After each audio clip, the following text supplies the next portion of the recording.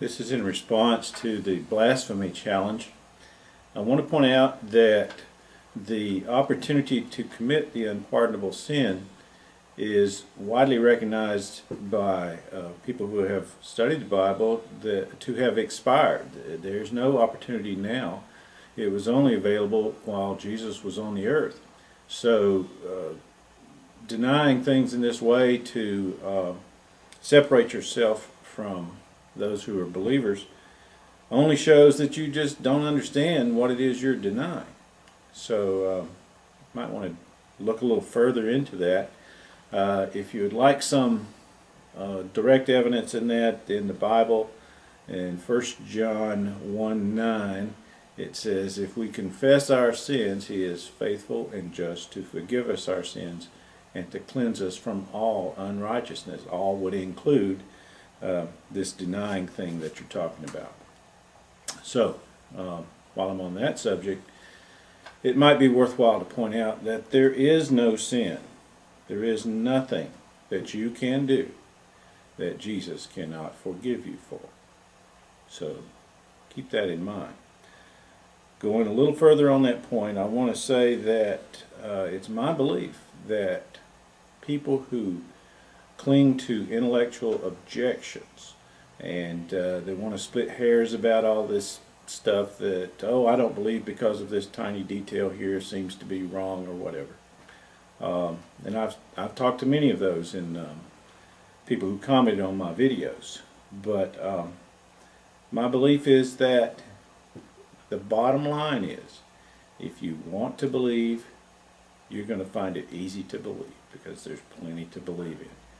And if you don't want to believe, then you will be able to deny enough to cling to something that gives you some feeling that you have a valid objection.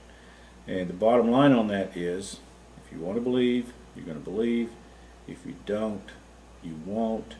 But if you wish you could believe, it's there for you. All you got to do is look. If you're objective about it, you'll see it. But if you have something in your life, some kind of lifestyle, behavior, whatever, that you think is the first thing that would have to go if you were to become a believer in Jesus Christ, then look at that. And that is what is separating you. It's not this intellectual argument. It's the idea that you're going to have to change. All right, here's a quick look at that verse. If we confess our sins, this is a different version, different translation from the one that I quoted. I want to point out that if you really want to know what this says, there are many modern translations out there. And you can find things in plain English that tell you exactly what things are saying. And if you need further information, get you a study Bible. See all these notes down at the bottom of this page? Those are there in the author's or the editor's attempt to explain and give background and make things more clear than they might otherwise be. I'll show you another version here. This is an NIV translation, and it's not the same passage, but you see all this information at the bottom of the page is intended to give you the background and the context for that which is above the page. Okay, so these are study Bibles that we're talking about. Here's another one, and you can get this probably at Walmart. Look for Study Bible. That's going to help you.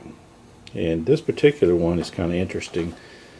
You see the center column here with the actual text, and everything in these margins is notations and expansions and so forth. And there are introductory sections that help you understand. And here's kind of a large little block of information. So plenty of stuff out there. Now I recommend that if you don't know what to get the New King James Version. And that is going to give you a nice flavor and very clear compared to the original King James. If you want to know it, it's out there for you. So God promises that if you seek Him with all your heart, you'll find Him. So before you totally shut the door on this idea, maybe you should try that. And these study Bibles are excellent for giving you a leg up in that regard.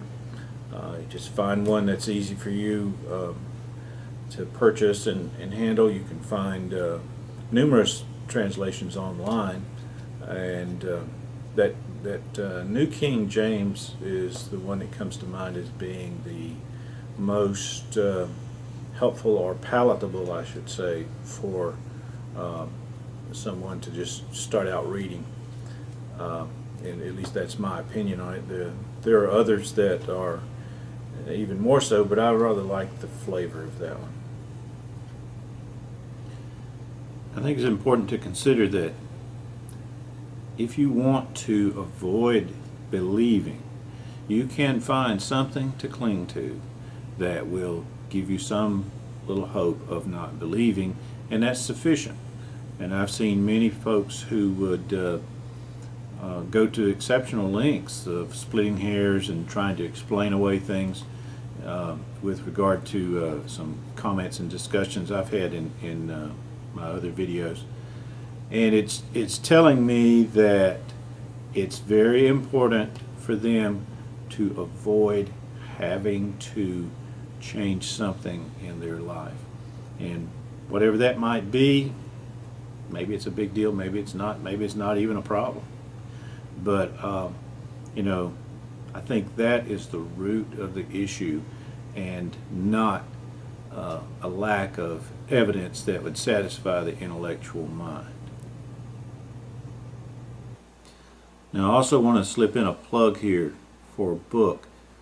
If you really want to know, you really want to investigate, you really have these intellectual objections that you believe you are honestly holding, this is where I would point you to this book right here. It's called The Case for Faith. It's by Lee Strobel. Now this is an old edition, so the cover will look different in the bookstore now. Get this book, read it, see what you think in light of well-reasoned scholarly answers to all those little objections that people bring up.